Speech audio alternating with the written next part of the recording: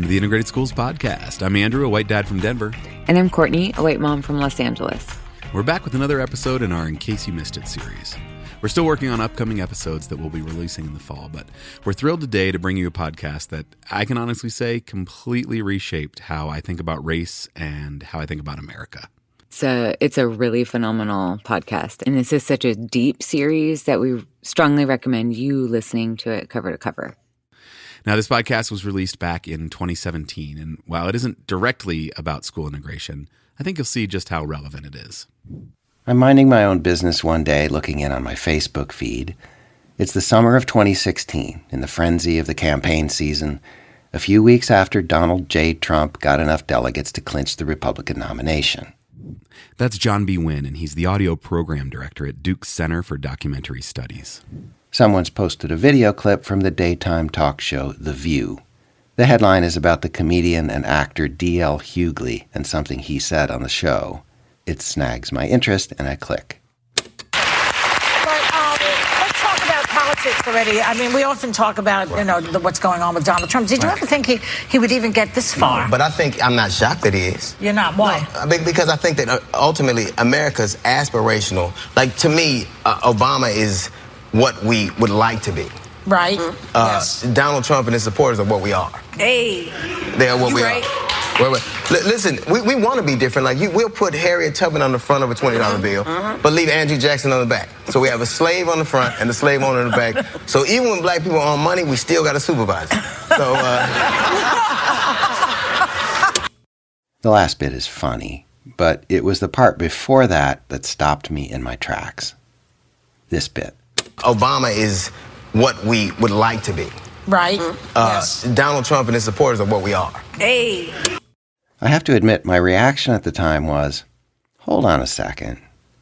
First of all, Obama won the whole shebang. Twice. Trump's going to be the nominee for one party, but the whole country hasn't elected him to anything yet, and it won't happen. You may remember that's what most people thought at the time.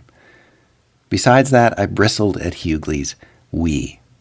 I know it's we the people and all that, but when you put it in a sentence like this... Donald Trump and his supporters are what we are. Wasn't sure I wanted to be implicated in that we. Of course, Trump did win. Say what you like about the perfect series of gusts that blew him across the finish line. Hillary's emails, Vladimir Putin, James Comey, Jill Stein's voters, the Electoral College. Trump won. And as for that we, it seems fair to say that D.L. Hughley, who's black, was talking about a nation, for all its growing diversity, a nation still dominated by people who look not like him, but like me. 70% of voters were white in 2016, and 58% of white voters chose Trump. The podcast is called Seen on Radio, and their second season was called Seeing White. I'll let John tell you what makes this approach to talking about race a little bit different. The race beat in American journalism usually involves pointing our gaze and our cameras and microphones at people of color. That goes for me, too. Over several decades as a reporter and documentary maker, I've told the stories of black folk from Chicago to the Mississippi Delta, Latinos from North Carolina to the apple orchards of Washington State, Native Americans from the Navajo Nation in the Southwest to Ojibwe country up north. I'm proud of a lot of that work, but if I think about how I built those stories, I've often treated whiteness like the proverbial elephant in the room. You might hear about some white individuals or white-run institutions, the alleged bad apples, the discriminators. But like most American reporters, I've usually left white people as a group, the white race, unnamed. In the coming batch of episodes, a series we call Seeing White, turning the lens around, looking straight at white America, and at the notion of whiteness itself. Where did this idea of a white race come from? God? Nature? Or is it man-made? And if somebody manufactured the idea, why? For what purpose? How has the meaning of white changed over the centuries, and how does it function now? The stories that we carry around about whiteness and what it means, stories we may not even know we're carrying, but we are, all of us, Are those stories true? So as you might have guessed, John Biewen is white, and while that gives him some insight into whiteness, he's incredibly fortunate to have a partner in this podcast to help him see his blind spots. While I, Andrew, only have that shrew of a white woman as my co-host. Hey, my name is Chenjerai Kumanika. I'm a professor of critical cultural media studies, cultural industries, and things like that. Currently, I teach at Clemson University in the Department of Communication. In the fall 2017, I'll be starting in Rutgers School of Communication and Information. And yeah. So Chenjerai will make regular appearances in this series. People who study this stuff often say that white people ourselves are not very good at seeing whiteness. On the contrary, we tend to have blind spots, large and small, about the way it all works. For this introduction, Chenjerai and I put some thoughts and worries on the table about the series itself. I like the focus on whiteness because I feel like, in general, when we're talking about race and ethnicity, the focus tends to be on, people of color, and, whiteness just kind of is invisible.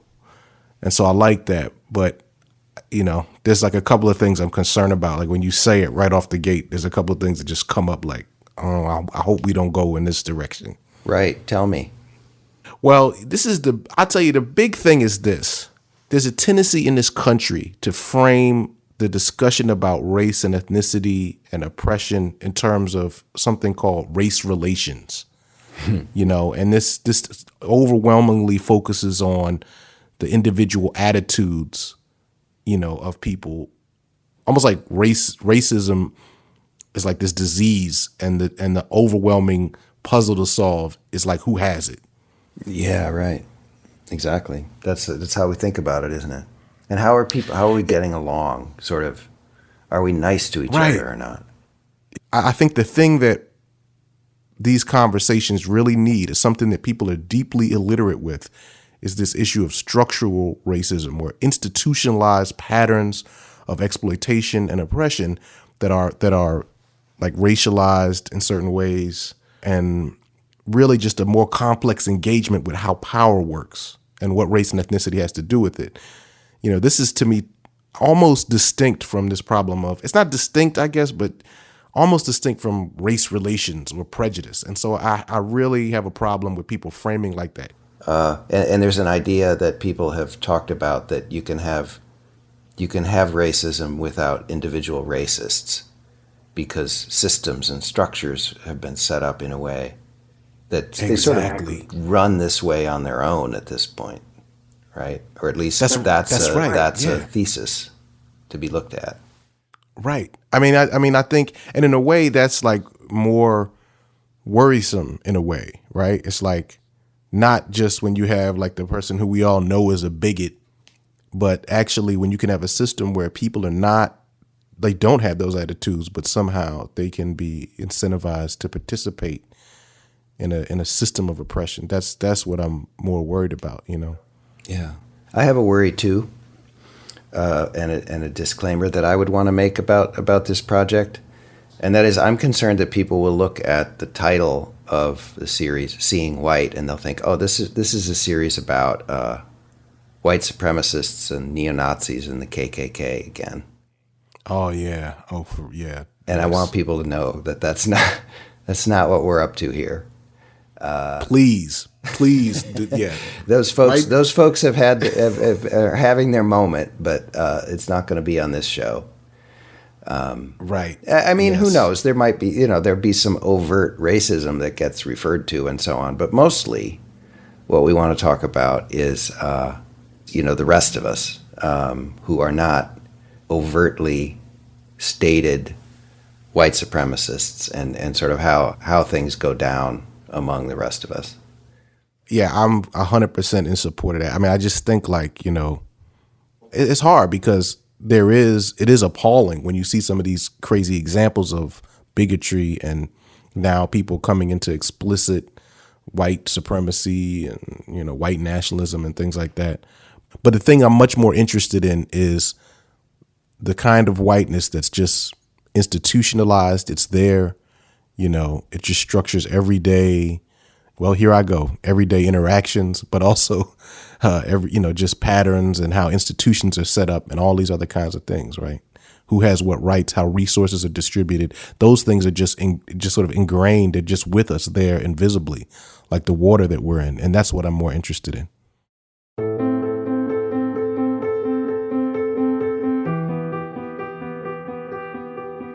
That's our challenge, to go on this journey together and see if we can get a little better at seeing the water. So I got to the end of that first episode and I was completely hooked. I immediately downloaded the other 13 and I binged them over the course of a weekend. And I think one of the reasons it really resonated with me was that I realized that so much of the thinking that I do about school integration has this idea of structural racism at its root, right? We talk all the time about desegregation. We talk about resistance to desegregation. We talk about colonization. We talk about white supremacy culture. All of these things are really about structural racism, right? Like a racism that doesn't require active, explicit racism, but just requires us to continue to contribute. Yeah. And like by contribute, you mean that carrying on the way we have been carrying on, right? And furthermore, conflating all of the ways we have been carrying on as the way things are. Right. Right. Yeah. Right. It's like it's not that these systems are actually the natural state of the world, but we seem to think that they are. Right. Yeah. And quite to the contrary, actually, is like if you listen to the whole series, you see these systems were built explicitly for the purpose of maintaining white dominance. But now that they're in place, it really only takes sort of minimal intentional maintenance combined with like passive acquiescence from most people for them to just continue to perpetuate. Yeah, this isn't about like avowed white supremacists, but just people who continue to participate without recognizing or maybe even willfully ignoring, right? The implications of the system they're participating in. Yeah. And so, while education is only referenced a few times in this series and school segregation even fewer, it feels like it's really important to the work of integrated schools. Yeah. Much of what we are working against is structural racism. Yeah. And it's a structural racism that I think is like embodied in our idea of whiteness. And, as they say in the series, if you can't see white, it's hard to know how to like push back against that. Yeah. So we strongly suggest going and listening to the entire thing. But today we're just going to share some of the highlights. And just a brief disclaimer, some of the clips we're going to play may feel like a pretty big leap without the context that sets them up. So if you find yourself hesitant to go along with them, just listen to the whole series. I think that in the context of the whole series, they make a really compelling case, but just in playing some highlights, we maybe lose a bit of that. Yeah. And I think it's, it's uncomfortable at times, right, to listen to, but the history they're presenting, it's just really difficult to argue with, like this bit from episode 2, which is a good deep dive into how race was made. When I was in high school in Minnesota in the late 1970s, I can still remember very vividly in my social studies textbook the 3 races of man. Yeah. And I can see the images of the Mongoloid, the Caucasoid, and the Negroid. It was presented as a scientific, biological fact. That's right. So, is it a scientific, biological fact? The 3 races, in the order usually presented, Caucasoid, Mongoloid, and Negroid, Caucasoid at the top, is not a biological fact and only became science in the sense of anthropologists said that this is true in the 1940s. That's Nell Irvin Painter, historian, Princeton professor emerita, and author of The History of White People. In this episode, we're going back. Well, not really to the beginning. Science now tells us that in the beginning of the human story, people evolved in Africa from one common ancestor a couple 100,000 years ago. We're all kin and all African if you just go back far enough. Over time, some people walked out of Africa and spread across the world. The branches of the family that spent thousands of years in colder places without a lot of sun, they lost much of their melanin and turned a bunch of different shades depending on the conditions where they were. That's how we became a species ranging from the darkest brown to the lightest pink beige and everything in between, shades of brown with an array of yellowish and reddish tinges. All of that explains why people look different. It does not explain the wildly inconsistent and ever-changing groupings that people have concocted over the last few centuries. It doesn't explain my high school textbook. So we believe we need to know how we got this thing called race, if we're going to understand racism. Suzanne Plihcik is with the Racial Equity Institute. The team is based in Greensboro, North Carolina, but travels the country doing anti-racism workshops. I recorded Suzanne and her colleagues a few months ago in Charlotte. REI's courses are not diversity training. Their approach is not kumbaya, let's get along, let's tolerate one another. Instead, they drop a whole lot of knowledge, especially history, but also sociology, biology. We know, for example, since the Human Genome Project, that we are what percentage genetically the same as human beings? 99 point what? 9. 99.9. Genetically the same. There is more genetic variation in a flock of penguins than there is in the human race. There is more genetic variation within groups that have come to be called races than there is across groups that have come to be called races. Statistically likelier that I am closer to you genetically, Suzanne, who is white, points at a black man, than I am to you. and then a white woman. Anthropologists finally say, and it is way past due, that race is anthropological nonsense.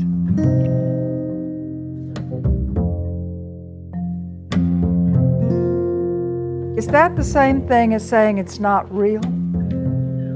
No. No, because it's real. It is powerfully real. It's politically and socially real. So we need to know, how did we get it? And what we say is, we constructed it. We constructed it. We constructed it. It's not the natural way of things, but we have constructed it so powerfully over and over again using science Right. that we're able to believe that it is the natural way of things. Yeah, and then that sort of affects everything. Yeah. Right. Yeah.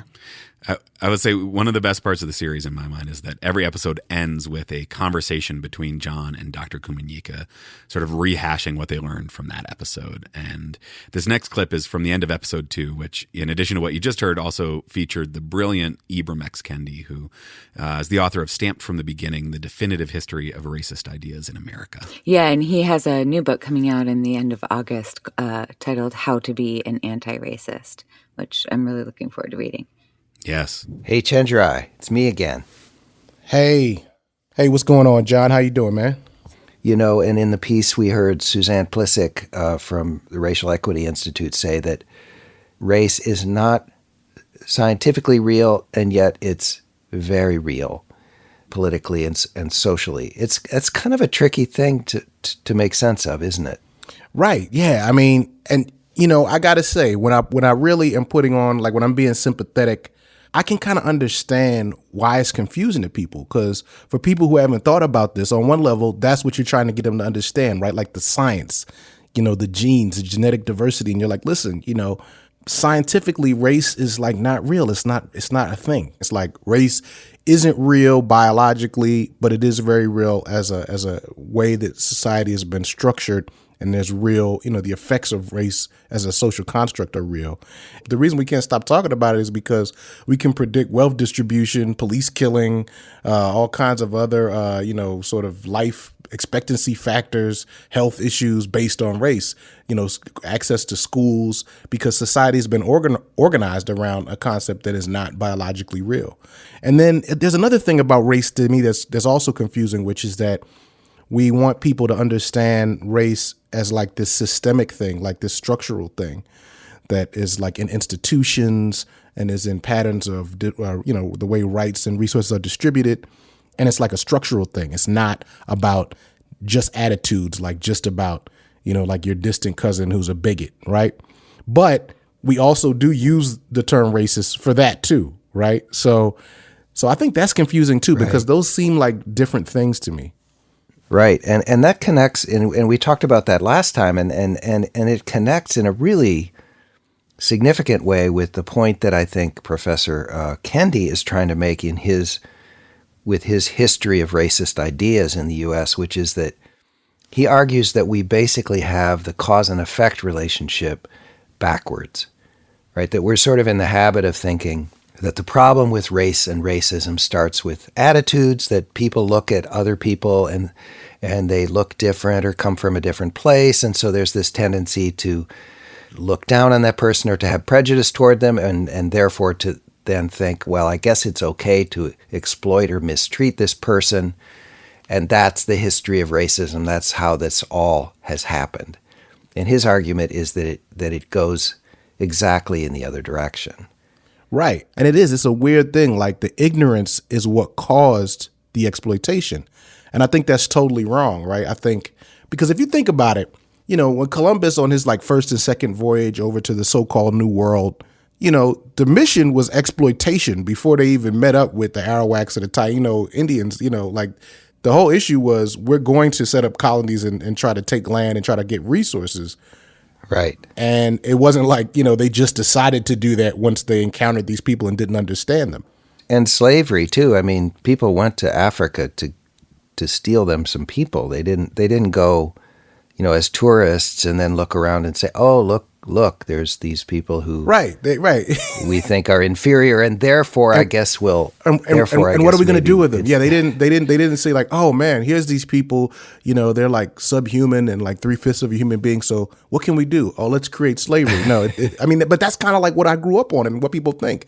They just didn't know. And it's like, no, actually, no, what they knew was that there was an economy. They had like rice and cotton and other things, that sugar that had to be produced to make this economy go, and they wanted cheap labor, and they enslaved people, and then they later sort of deployed the science and all these other cultural forms to match and support the idea that they could exploit these people because they were inferior. So it really, to me, even though, you know, once you really look at that, the idea that exploitation comes first is just, you know, it's just the more rational explanation.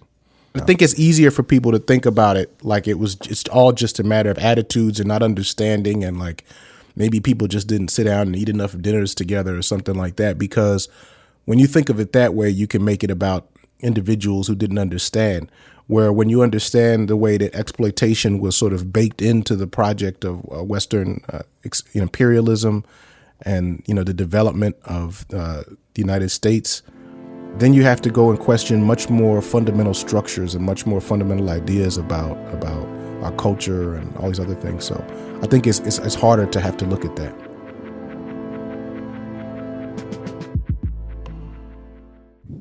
Harder indeed.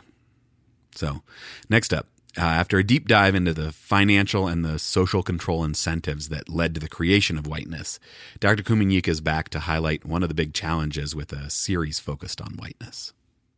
In a way, the effort to get people to come together under the banner of whiteness is sort of always been about power and exploitation. So I don't know what that means about trying to salvage the idea of like good whiteness.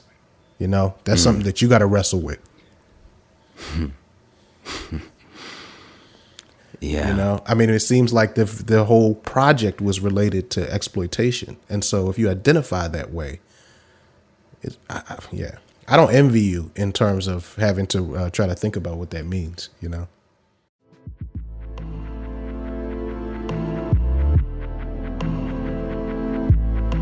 There's a lot more that could be said about all that.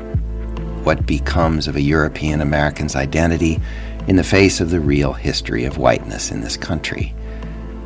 None of us chose the color of our skin or this racial caste system we were born into, but we do have choices now that we're here. I agree with Chenjerai. Those of us deemed white can't just shed that identity in some easy way. We don't get to be generic individuals standing outside the race drama. We're in it. We need to own our whiteness, including the ways it benefits us every day.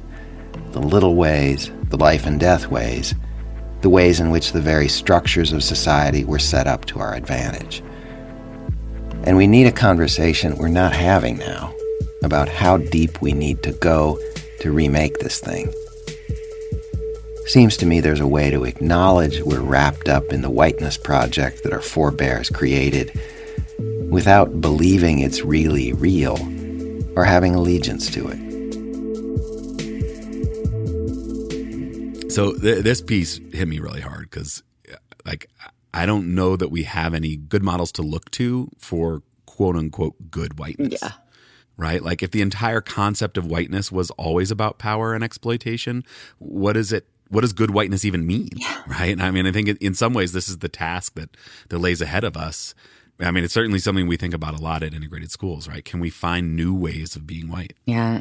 Trying to tie this back to school integration, that one of the most promising ways to think about new ways of being white, right, is through being in community that isn't all white, right, and that doesn't only value white ways of being.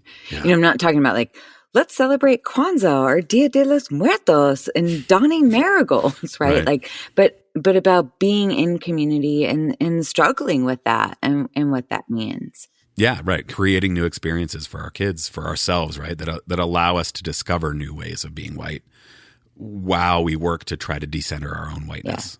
Yeah. It's not easy, and I don't think there's like a destination we're going to get to, right? But it's a journey, and it's probably a really long one. It was a long one that got us here, but by putting our kids into integrating schools, giving them whatever anti-racism skills we have, all of the anti-racism skills we can find, and then challenging them to sort of, see that and to talk about that experience, that maybe through that they get closer to a better whiteness, and then their children even better, and so on. I think I might have heard someone say before, but this is generational work. Yeah, I may have said that once or twice. Right. But, also thinking about this, like, new ways of being white and integrating schools, I don't know, like there's something also that's bothering me maybe a little bit about it. Like, we can't move forward, not truly, if that's our goal in this space either, right? If that's like the only goal of being there. Yeah. Like, right. I think what I'm saying is like that these experiences can't be designed for this outcome. We can't use Black and brown folks to discover ourselves, right? Right. But we can and should move toward better ways of being white within meaningful relationships with people who aren't all white. Yeah, it's a fine line to walk, and it's complicated because there's just so much history that has gotten us to this point. Yeah. Fortunately, seeing white takes us all the way back to the founding of our nation. So, Chenjerai, have you ever been to the Jefferson Monument in D.C.? No, I don't think so. It's impressive. It's inspiring. I think the first time I was there, which was probably 25 years ago, I don't think it literally gave me chills, but figuratively, I remember being quite inspired as I am by the Lincoln Memorial. I mean, we were kind of looking at like Jefferson as a key founding father and looking at his sort of character and ethical failings on one hand, if you want to think about it that way, and then his beliefs, right? Really zooming on his beliefs, which maybe some people were less familiar with. I think that there's this way that people treat the documents, founding documents like the Declaration of Independence and the Constitution, as somehow separate from those beliefs. And people treat it like maybe the Declaration of Independence and our founding documents, and thus our country, really rises above his wild beliefs, racist beliefs and character failings. And his actions. Yeah, his actions, right. But I don't see it that way, right? I see it like, if you look at what Ibram Kendi is arguing, is the Declaration of Independence wasn't really about ideas of universal freedom. It was about the people who signed the document getting, becoming free of intervention and control of the British Crown. Right. So they wanted to be free to do basically more of what they were doing, which was to profit from slavery and other forms of exploitation. So the life that they're talking about, like when they talk about life, liberty, and the pursuit of happiness, the life they're talking about definitely isn't the lives of people of color, African Americans. The liberty they're talking about wasn't for us, and their pursuit of happiness was contingent on our exploitation. Right. And that's actually that's encoded in the document. And that's a core, founding document that we refer to. Many people refer to with great affection and nostalgia, and as proof of what this country is about. If we're gonna give America a national character, this is the character. Yeah, although I think that most people would agree that there has been progress in terms of human rights and civil rights since 1776. It has been scratching and clawing and fighting all the way, right, against a reactionary force that has won a whole lot of the time. And I would say whatever social justice victories have been won is not because of America, it's despite America. It's resisting America. Like, you're resisting the dominant laws of the land, even right now, right? Like, what are you resisting? You're resisting, the criminal justice system of the country. Right. I mean, you can say unless you want to say the criminal justice system is not an important part of America. It's like, John, it's not fun for me to say this, but like, people are surviving despite America. But isn't it interesting that people, including Martin Luther King, for example, have actually appealed to those words, those founding words, in arguing for social justice, and actually in the March on Washington, what people think of as his "I Have a Dream" speech. He talks about a promise that America made that it's defaulting on, a promise that all men, yes, black men as well as white men, would be guaranteed the unalienable rights of life, liberty, and the pursuit of happiness.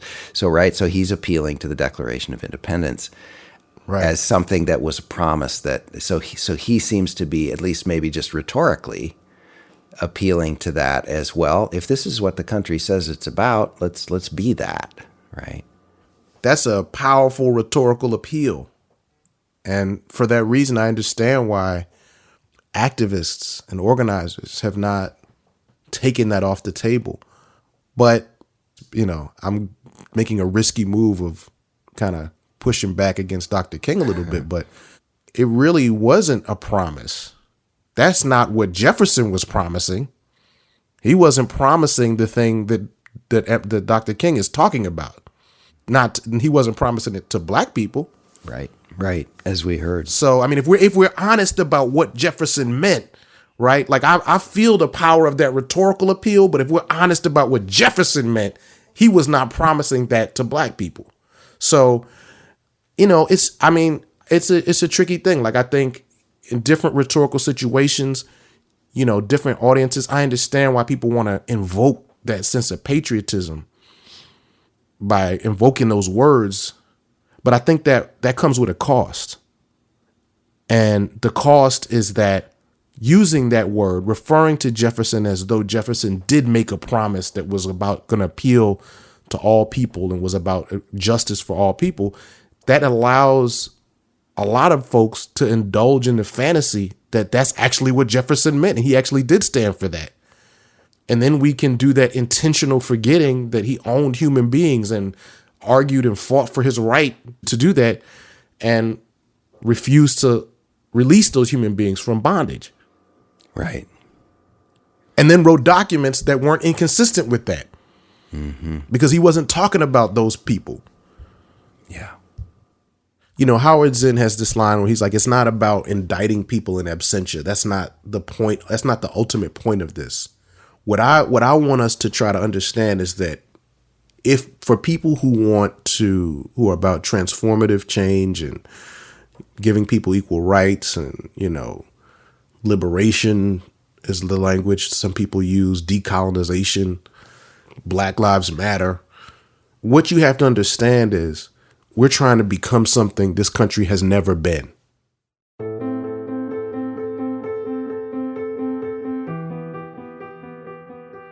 Yeah, so this line, I just want to say it again and again, but we are trying to become something the country has never been. Yeah. Dr. Kumanyika's got pearls of wisdom at every turn. I think if you listen to the series just for that, it would be totally worth it. Yeah. But they also have a bunch of other amazing guests as well. Here I'm talking with Shannon Sullivan. She's a philosophy professor at the University of North Carolina, Charlotte. One of her books is called Revealing Whiteness, The Unconscious Habits of White Privilege. Good white people set up differences that often are class differences. There are also regional differences between the white people who are supposedly not racist. Those are the good ones. And a lot of dumping that goes on against the bad white people. Sullivan says these strategies are usually unconscious and well-intended. They come from an impulse to not participate in racism. But that doesn't make them helpful. One of the strategies is colorblindness, insisting I don't see race. It's almost like a pride in being completely clueless about the world in which we live as white people if we can't see how our own whiteness, along with other races, is operating in it. And that actually allows white supremacy and the other things I've been talking about to hum along quite happily and unchallenged. If you can't see race, then how in the heck are you going to see racism?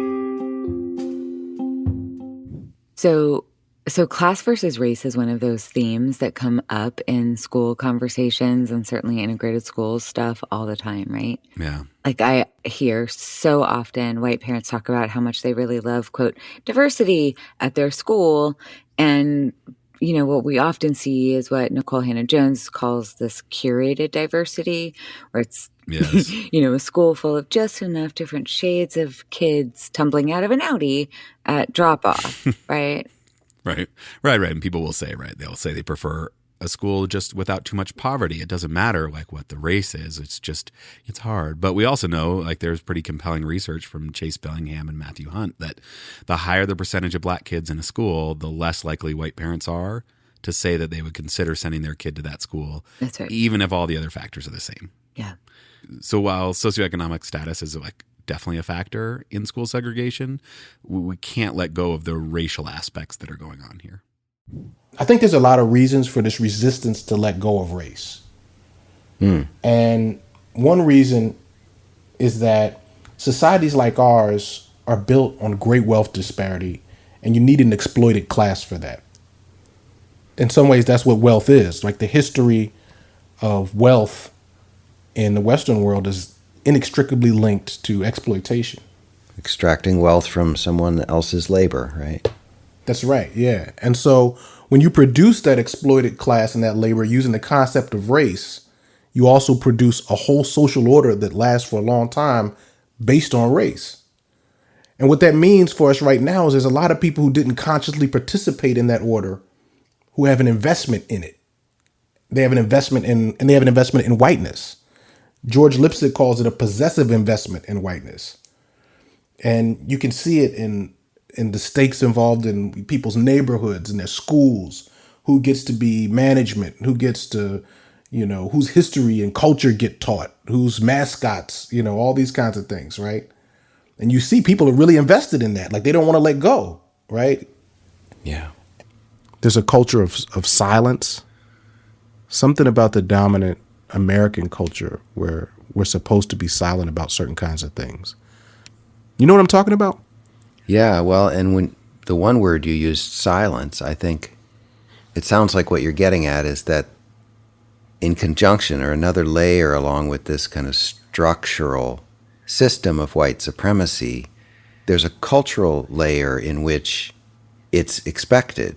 It's part of our culture as white people to not want to rock that boat too hard, right? To not take too radical a position about, and this is maybe the issue about, you know, sort of liberal folks sort of holding the right kinds of sympathetic attitudes towards people of color and about social justice and so on, but not really ultimately doing all that much to change it, because that might entail actually really giving up some power and some of the advantages that come with whiteness. The culture of silence, right? Like this is it. Yeah. And I feel like this is what has allowed segregation to continue and school segregation to continue. If we don't talk about it, we don't have to see it. Right, or do anything about it, right? And with like the, quote, good white liberals that Dr. Mykytyn and John talk about a little, like, we can protest the kids in cages at the border or police brutality in our cities and then still go back to our white privileged segregated schools because as a society, we're just completely silent about that. Yeah. And I'm thinking about what John said about giving up some power, right? Like that. And this is something we've talked about a lot in our podcast, and I don't want to belabor it here. But I think in the context of school segregation, we're talking about giving up power in order to be part of making a new and different kind of power that's rooted in community. So I just don't want it to be like misunderstood that going to an integrating school is a sacrifice. Right. The power you're giving up is like the power to hoard opportunity, not that somehow it is a sacrifice that you have to go to a school with kids who don't look like you. Yeah. One of the recurring features in the series that I really love is this workshop from the Racial Equity Institute. And particularly founder Dina H. Green has a lecture all about all the ways that government policies have really explicitly favored white people since the founding of our nation. Whiteness, the color of white. It means so much different to me today than it did once upon a time. I used to associate white with the color of clouds or the color of snow.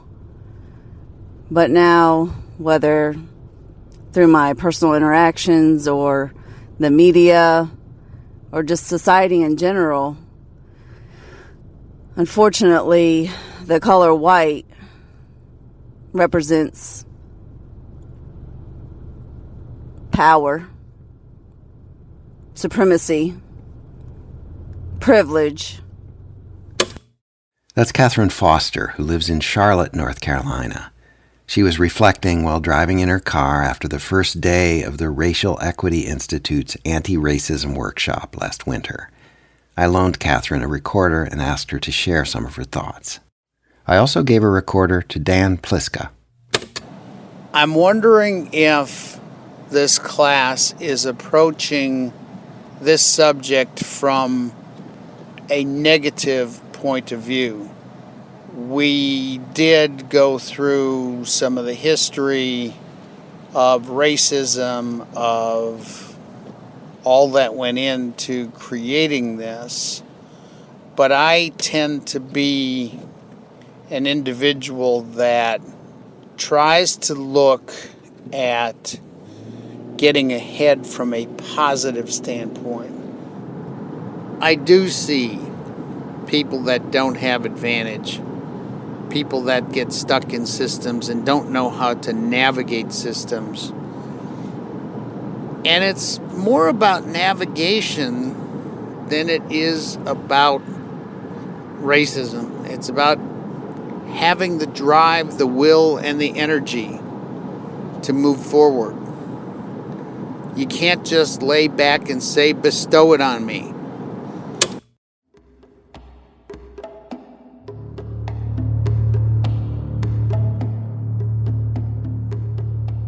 At the top of the episode, we heard from two white participants in the REI workshop. I sat down with each of them after Dina's talk. I can't find anything in it to be proud of who I am. And even though my story or my parents' story or my grandparents' story is reality, was it built on lies? Or do you know what it feels like to be the last to find something out? Everybody around you knows something that you don't know. That's how I feel. Catherine Foster is 43. She told me she'd been required to attend the anti-racism workshop as part of an internship she was doing at the time. I'm an intern, and I'm also a court-appointed child advocate for abused and neglected children. And I am working on my master's degree for social work because I want to advocate for oppressed and vulnerable groups.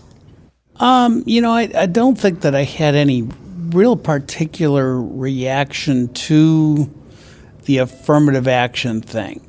Dan Pliska is 60. He's manager of the Risk Management Division, dealing with things like insurance for the city, county, and school system in Charlotte. Surprisingly to me, he says he didn't learn anything new from Dina's affirmative action talk. Dan is originally from Milwaukee, Wisconsin. He says there was economic stratification among white people, too, and he talks about the anti-Polish sentiment that some people in his family faced at one time. Do we have problems? Absolutely. We have problems, but it's not just black, white, Asian, white. It's everybody.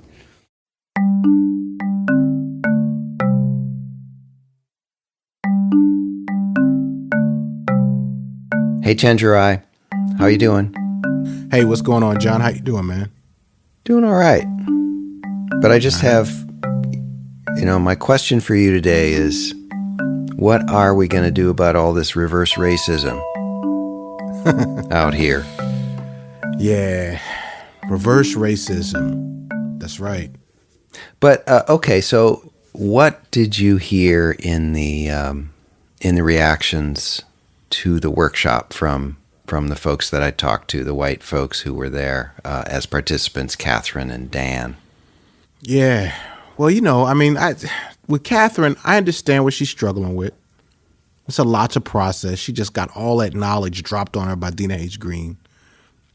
And if you're just learning, like if you've been living with this information or stuff like that for a while, maybe it's not as big of a deal. But if you're just getting that and you realizing like, man, your whole identity as a white woman and your whole world is built on this lies and, the kind of oppression, to grapple with that really in an honest way, this means you have to find a new way to be in the world. So I get that. And you hear her kind of struggling with that. That's what I hear with Catherine. But, my empathy has a limit because I just think about how much was needed to bring her to a point of facing some things about this country and about whiteness that a lot of people already get. She had to be in a workshop that she paid for and then be forced to listen to like this history since 1618.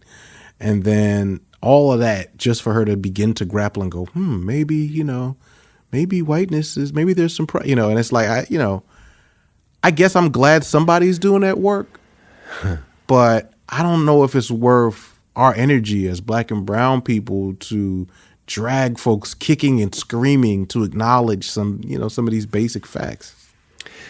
Yeah, I guess what you're saying is it feels pretty overwhelming to think that if you can have a workshop that is that concentrated, in terms of, and that kind of well done and just with this serious dose of information, and how many people can do it.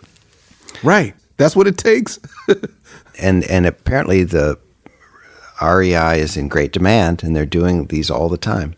I'm glad. But then Dan sits through that session and apparently is completely unmoved. Oh, yeah, man.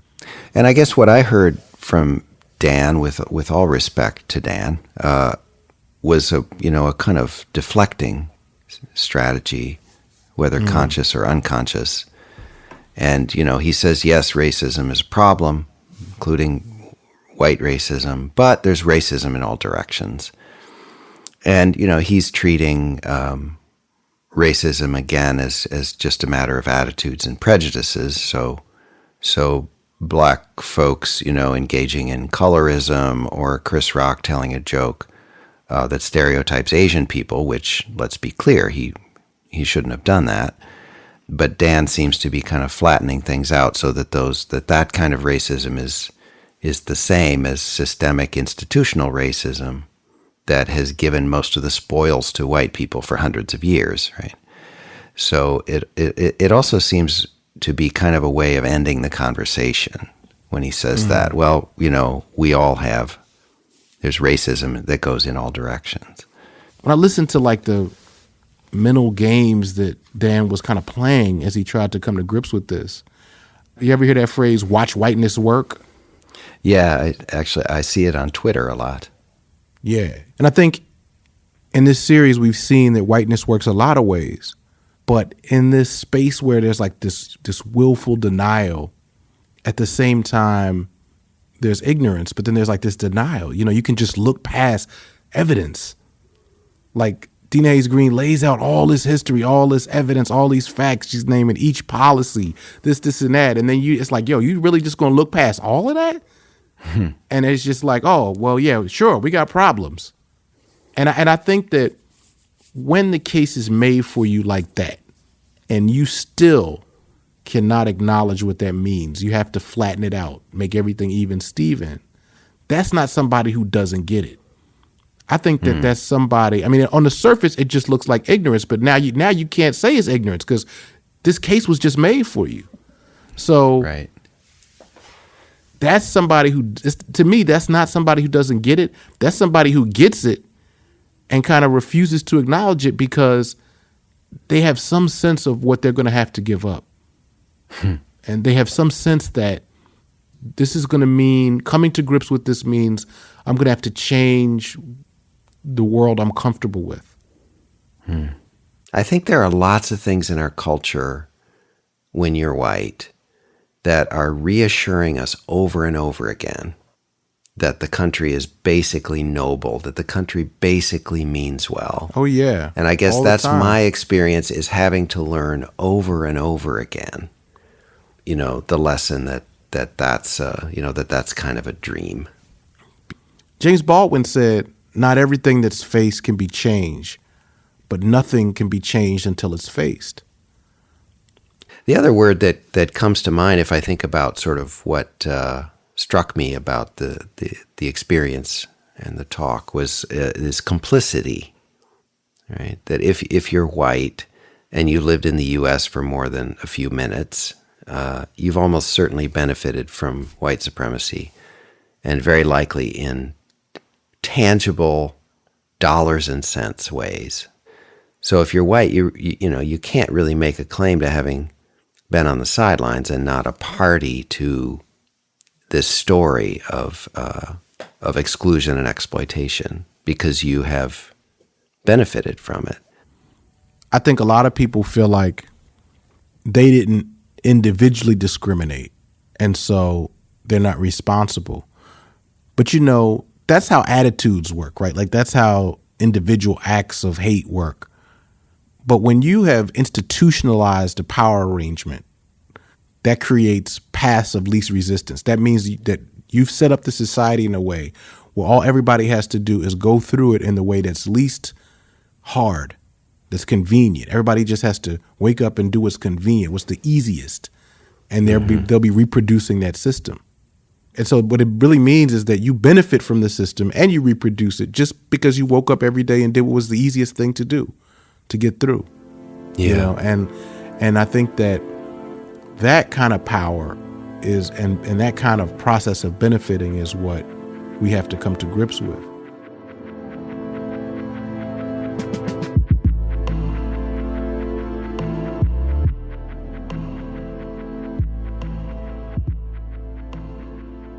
So if you're not seeing the links to school segregation in this piece, might be time to go back to the first episode of our podcast, right? Like, this is the smog we talk about, right? This system whereby all anybody has to do is what is easiest, is what is expected of us, and we white people benefit from it, right? Like, it's the same system that created the segregated schools that we have today. And when it comes to schools, that path of least resistance, that just, quote, waking up and doing what is convenient, it's like it has an extra degree of power because now it's also understood to mean being a, quote, good parent. That's it. And like how we have constructed this idea of good parent, we've made it really hard to not be complicit in not benefiting from these structures. But like, we're just constantly recreating them. And so I'm struck also like the willful denial piece from this clip, like that this workshop participant can get all this knowledge and still come out the other side thinking the way he does, right? Yeah. But this is where our construction of good parent does a ton of work, because we can hear all the things about segregation and you know, these inequitable systems of oppression and say, well, but you know, I'm being good parent by getting the best for my kids. It's the, well, I grew up poor, so things were hard for me too kind of trump card. Right. All right, just one more clip before we go. And this one's from the final episode. John, Dr. Kum, and Yika are talking about what they've learned from all of the things that they've talked about over the series. We talked about the way white advantage, white supremacy, was baked into the country's institutions from the start, and those systems have never been fundamentally rebuilt. So, that all white supremacy needs to keep chugging along is, even here in the 21st century, is for most white people to go about our lives being nice and being good non-racists. Could you say that again? Right? So that includes people working, doing the good work of working in the caring professions and social services and even charity work, right? If we just go about our lives, we can have a white supremacist society without individual racists. As it happens, we have individual racists too. Yeah. But we don't need them to have a white supremacist society. Which we agreed leads to the unavoidable conclusion that to overcome our history and make a more just society, we'll need a lot of white people getting involved, more than ever before, and being willing to sacrifice some of the advantages that come with whiteness. That's right. And, one thing I want to say, people often talk about giving white people and not just white people, but men being willing to give up power and privilege. And I think that's good. But I want to be clear. This is not just about doing things individually in this kind of sporadic, case-by-case, voluntary basis. It's about being willing to participate in transforming our basic systems in ways that will distribute power differently. So we need systems that will distribute power differently. It's not about leaving it up to individuals, really.